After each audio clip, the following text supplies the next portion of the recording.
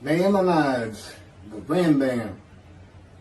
Moses Maimonides, this is in parentheses, Moses Ben Maimon, known in rabbinical literature as Rambam, from the acronym Rabbi Moses Ben Maimon, from 1135 to 1204. A rabbinic authority, codifier, philosopher, and royal physician. The most illustrious figure in Judaism in the post-talmudic era, regarded by many of the greatest Jewish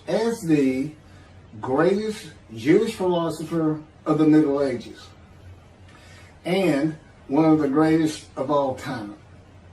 He was successful in bringing four cultures, Greco-Roman, Arab, Jewish, and Western, together in one person, and in doing so remains one of the most influential religious philosophers of the intellectual world.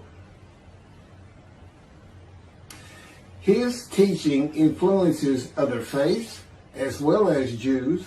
However, it is his commentary on Jewish texts that mark him out as one of the most influential and important Jews in history.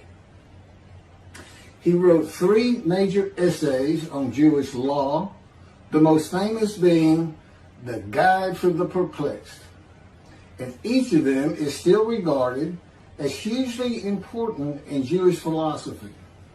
This monumental work laid the foundation for all subsequent Jewish philosophic inquiry known as Chakirah, and stimulated centuries of philosophical Jewish writing.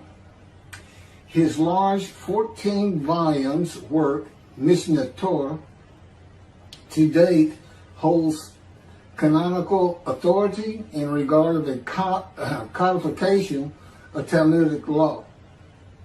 That was from the Jewish Virtual Library on the internet, the Famous People, and the BBC. Rambam says in chapter 12, paragraph 2 of the laws concerning King Moshiach, our sages taught there will be no difference between the current age and the era of Moshiach, except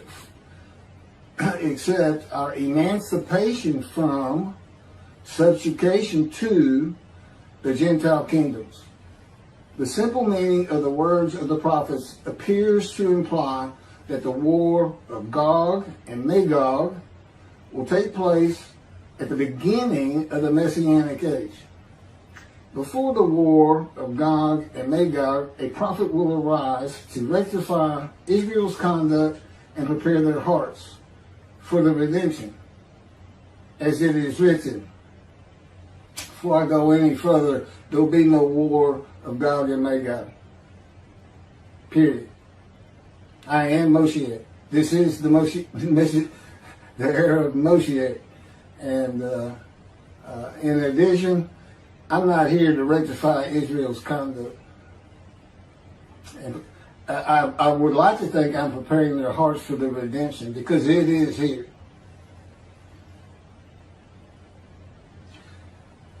This is from Malachi chapter 3, verse 23. Behold, I am sending you Eliyahu, which is Elijah, before the advent of the great and awesome day of God. He will not come in order to declare the pure impure, nor to declare the impure pure. Nor will he come in order to disqualify the lineage of those presumed to be of flawless descent, nor to validate lineage which is presumed to be blemished. And I agree. Rather, he will come in order to establish peace in the world. As the above prophecy continues, Malachi 3, verse 24, He will bring back the hearts of the fathers to the children. And that is incorrect. I don't come here to bring peace or have the world come to peace or to establish peace in the world. No one can do that. Humanity will never be at peace. It's just not what man is. It's not how things have ever worked. Elijah does not come to establish peace in the world.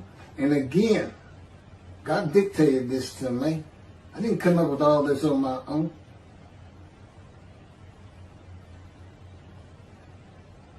From the book Isaiah 53, In the Day of the Lord.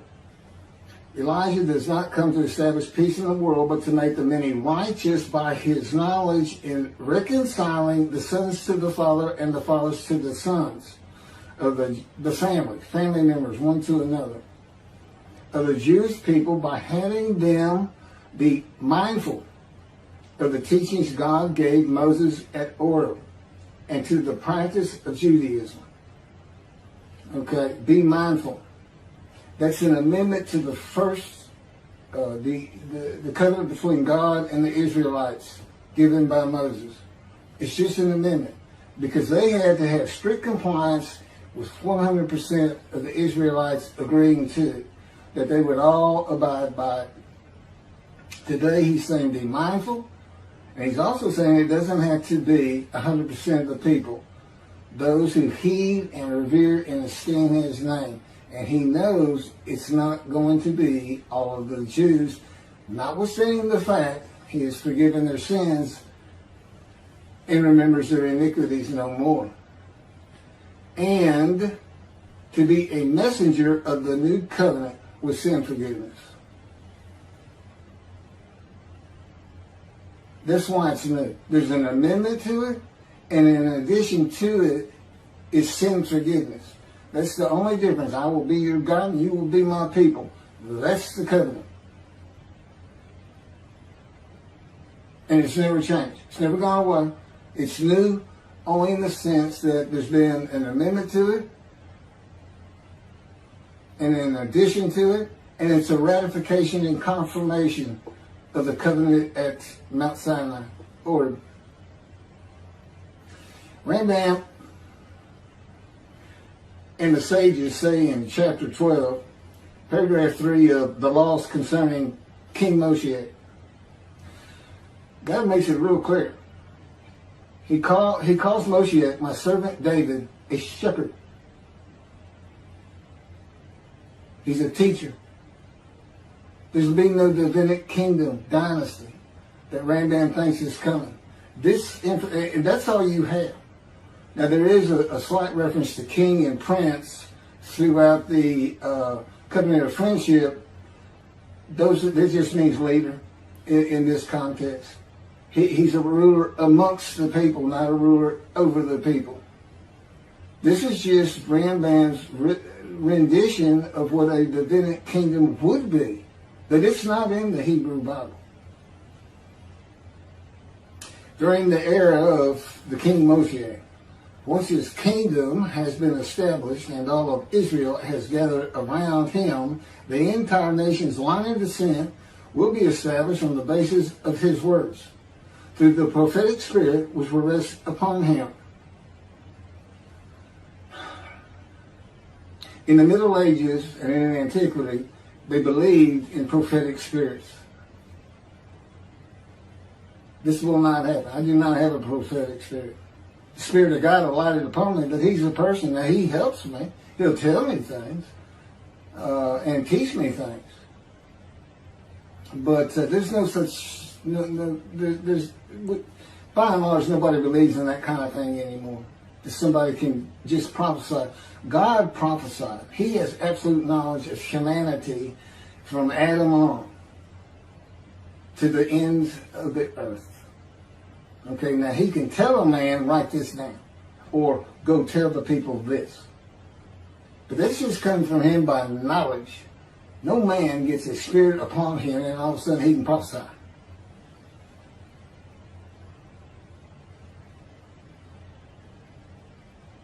So no, the end time nation's line of descent is not going to be established by anybody, including not myself, and I am Moshiach, or God himself. So that's just not going to happen. As it is written, he shall sit as a refiner and purifier. He will purify the lineage of the Levites first, stating that this one is a priest of defined lineage, and this one is a Levite, a defined lineage. Rambam basis for this belief is a verse in the book of Ezra, chapter 2, verse 63. The governor said to them, they shall not eat of the most holy things until a priest arises who will wear the yom and the tamim. From this verse, one can infer that the genealogy of those presumed to be of unquestioned priestly and Levitical lineage will be traced by means of the prophetic spirit, and those found to be of such lineage will be made known. He will define the lineage of the Israelites according to their tribe alone, i.e., he will make known each person's tribal origin, stating that this one is from this tribe and this is from another tribe. It's not going to happen. And he's talking about Moshiach being the purifier. He got that wrong too. He shall sit as a refiner and purifier from the first paragraph of chapter 12. Paragraph 3 is not Moshiach. God purifies and refines. And he comes with Elijah and the angel of the covenant that you desire. Rambam says the prophetic spirit will rest upon the anointed one. The prophecy of the Hebrew Bible, the prophecies of God. I just gave you my summarization of before I read this, of what I'm about to reread. The difference is, this sounds better, and this is what God dictated.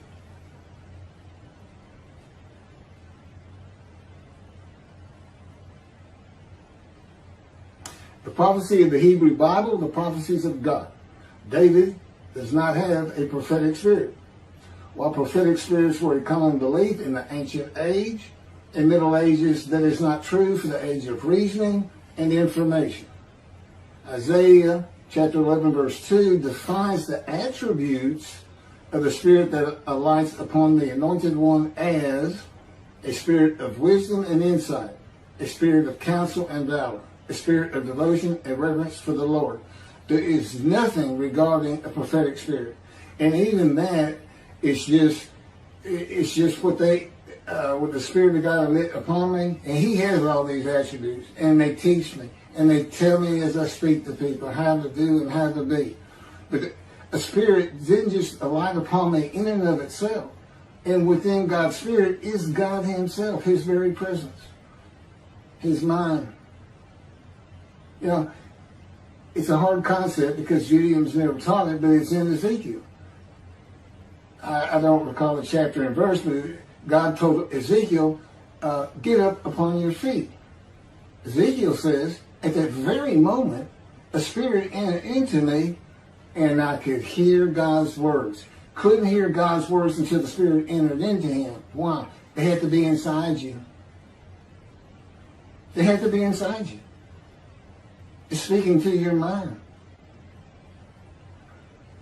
God doesn't have a mouth, a tongue. You know, he can, within me, he can make me sense, perceive that this is where his presence is. And that is where the words are coming from. As though to my ear, even though it doesn't really seem like my ear, but it does seem like it's coming from over here, or over here, wherever he wants to do it.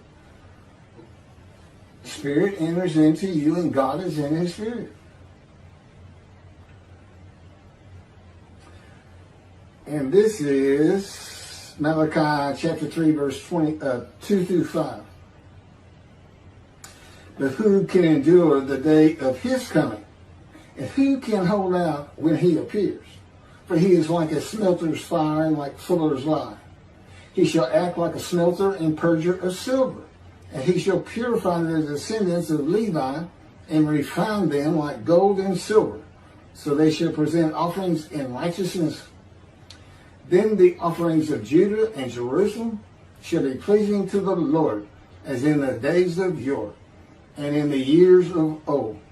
But first I will step forward to contend against you, and I will act as a relentless accuser against those who have no fear of me. This is God, and not David or Elijah. It's God. And what does he say? I will act as a relentless accuser. He says when Moshiach is here, his servant David is here, he says, I'm going to have a reckoning and dismiss the shepherds of the flock, the rabbis. I'm going to have a reckoning and not dismiss them, primarily for teaching this Messianic Era. Secondly, for ignoring his prophet. That would be me, shunned, despised, and held of no account. That's how they've been treating me for years now. God's been with me 13 years to prepare me for this, and that's how they treated me.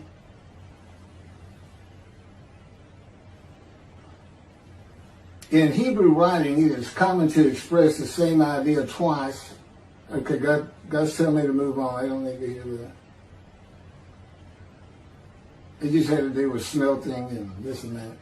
In Malachi 1 and 2, the priesthood has been defiled.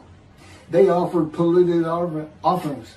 They had turned from God, refused to listen to him, and they profaned God's covenant. They disregard God's ways. This is in quotes from Ezekiel.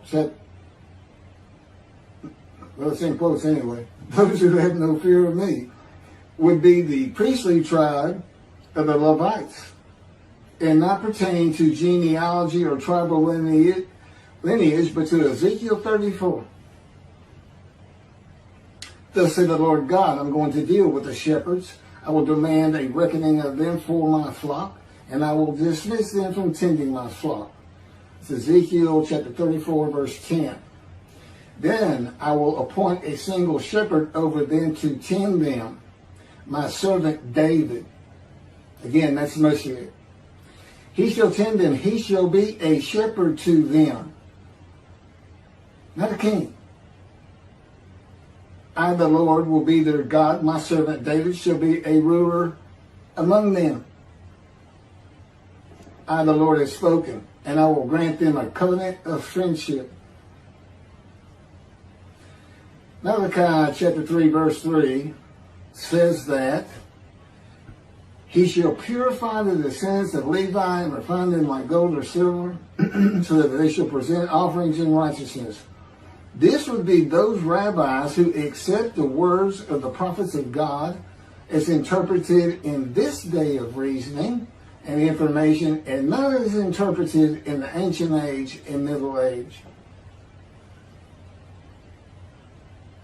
If you want to be purified, if you want to get out from under the dismissal, you're going to have to learn everything God dictated to me in Isaiah 53 in the day of the Lord, and the second book, the life of God's righteous servant of Isaiah 53, which is my life.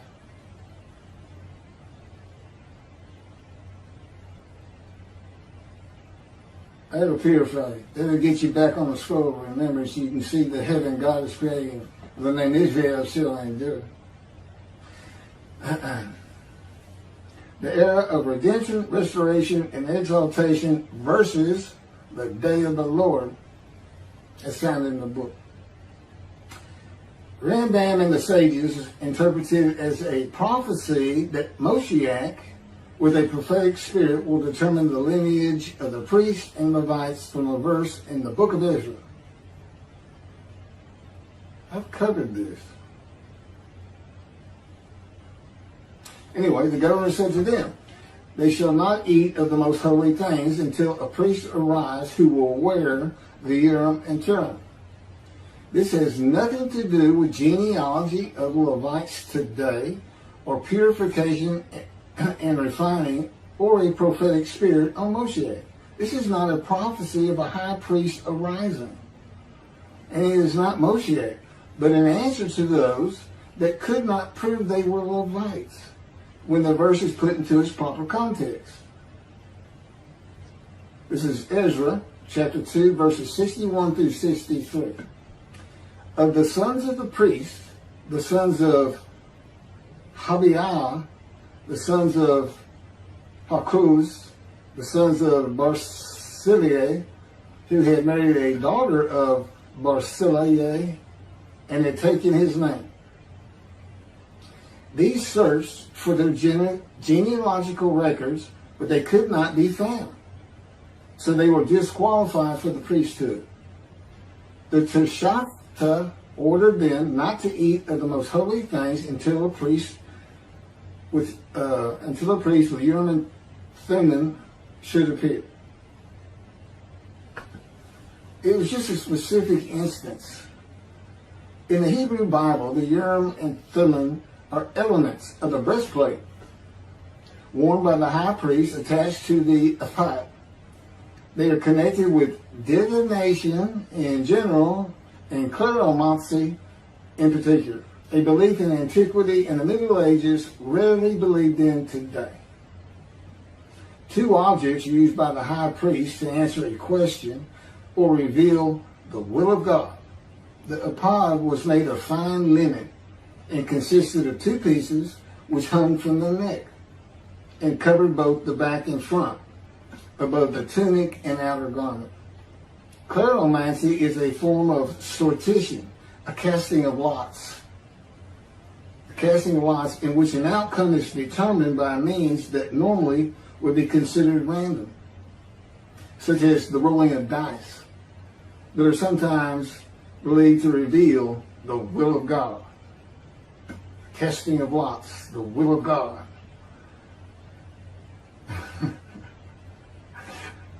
This is not believed in today. Ezra is not a book of the prophets. Teshachta was not a prophet and did not speak the words of God. Few people believe in divination and cleromancy today, matters and things of the Hebrew Bible written for an era gone by. In summation, as great as this man was, and we're talking about the year 1200 or so when he died, born in the 1100s, he was an incredible man. There's no doubt about it. But he didn't have the science, the medicine, the knowledge, the information, the ability to get information that we have today. It's a different time. We just don't believe in some of these things they believed in. You can't just say or say, just say. Now, Rambam also, I can't believe it's not in here. He said Moshiach is going to perfect the world, and the entire world was going to speak Hebrew. Okay? And he gets that from Zephaniah chapter 9, verse 10. God says, and I think most people have heard this phrase, they shall be a people of a pure speech. He takes that to be the people of the world. Well, the only problem is that, read verse 9. In verse 9, God talks about his anger against the world and how he was actually terminated with fire. He's not talking about them. He's just talking about his people. The peoples are the Jewish people. And guess what? Today they are a people of pure speech in Israel. See, the only time an ancient language has been revived in the modern times, and that's Hebrew. That's their official language, along with Arabic in Israel.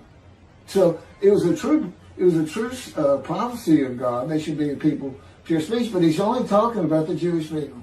When he says the peoples, he's talking about his people. If he's talking about the people of the world, you know what he's going to say? The people of the world. His people, the Jews. Okay, well that's all I have on Rambam. Again, I'm surprised I don't have that. Thank you very much for listening.